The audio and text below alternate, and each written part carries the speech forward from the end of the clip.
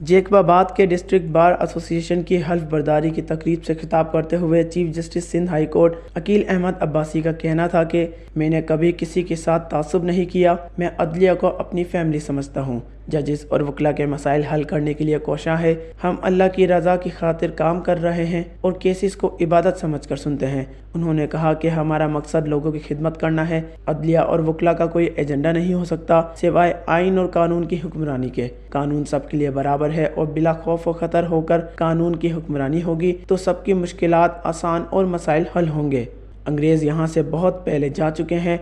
उनका अंदाज और तर्ज हुक्मरानी हाकिम और महकूम का था। उन्होंने कहा कि ईमानदार जज होना कोई कमाल नहीं, जज को ईमानदार ही होना होता है। अगर जज कमज़ोर होगा तो फैसले किस तरह किए जाएंगे।